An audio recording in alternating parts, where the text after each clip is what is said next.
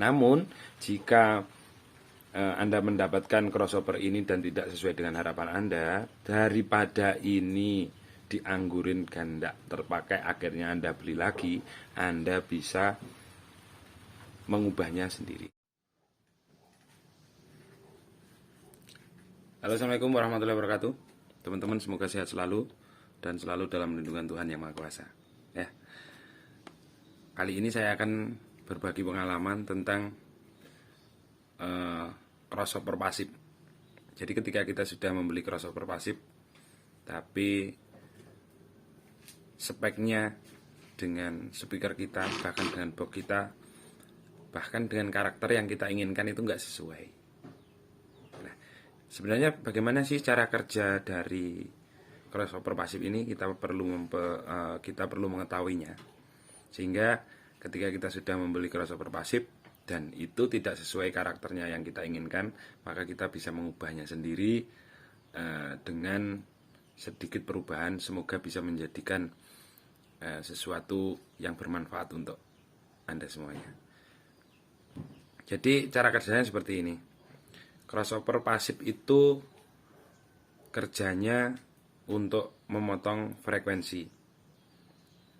Ketika kita menggunakan untuk satu box monitor SR15 high misalnya, kita memerlukan crossover pasif itu yang two way.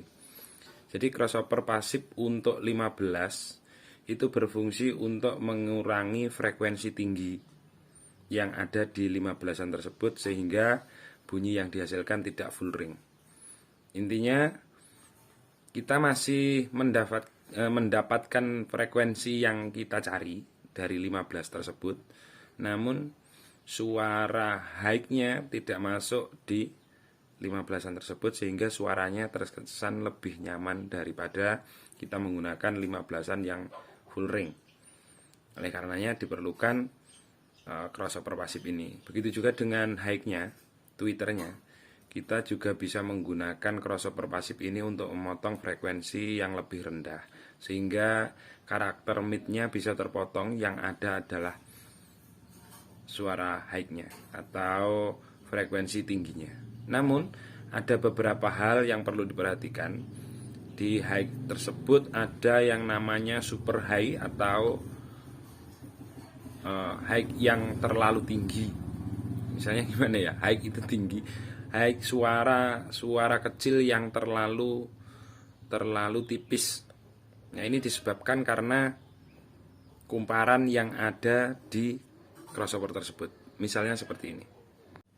Nah, ini ada satu crossover pasif, ya. Ini produksi dari UAP. Nah, bagaimana cara kerja crossover pasif ini? Ya, crossover pasif untuk 15-an ini, untuk kumparan ini, semakin tinggi kumparan, semakin panjang kumparan, maka akan semakin memotong frekuensi tingginya. Jadi suaranya cenderung untuk low dan sub, ya. Saya ulangi, suara yang frekuensi tinggi akan hilang. Jadi seberapa Anda inginkan frekuensi tersebut akan masuk di dalam speaker Anda, itu terletak pada gulungan kabelnya ini, gulungan kumparannya ini. Nah, bagaimana prinsip kerjanya dari crossover pasif ini?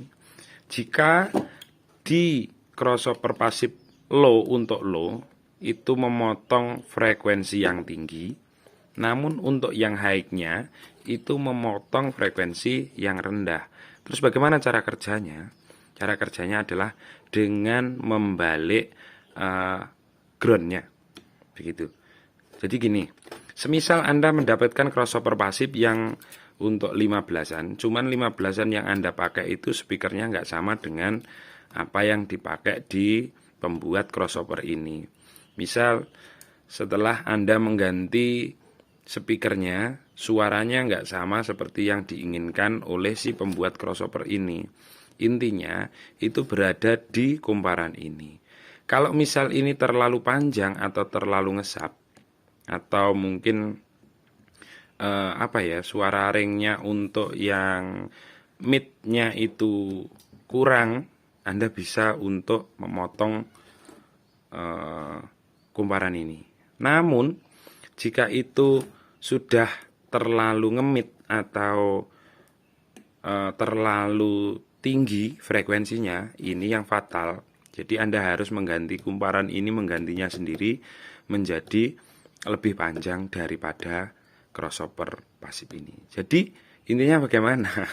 Bukan saya promosi kepada si pembuat crossover ini, enggak. Cuman memang lebih baik kita pasrahkan pada ahlinya. Namun demikian, jika kita sudah terlanjur membelinya, namun ini tidak sesuai dengan selera kita, kita bisa merubahnya di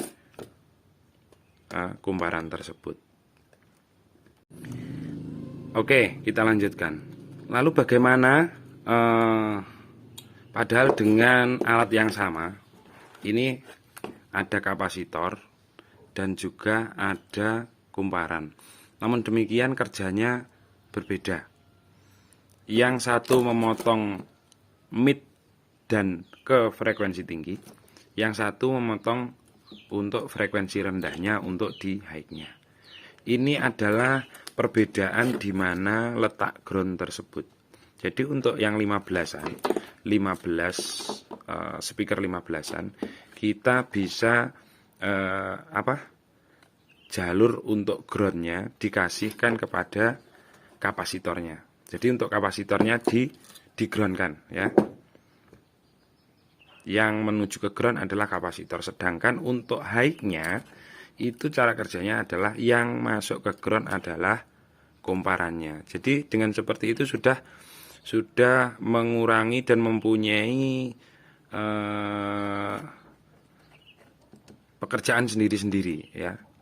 Jadi memang sudah beda suara, beda prinsip, beda suara. Nanti yang low itu juga bisa memotong untuk ke frekuensi tingginya, sedangkan untuk yang high itu memotong ke frekuensi rendahnya. Jadi intinya seperti itu.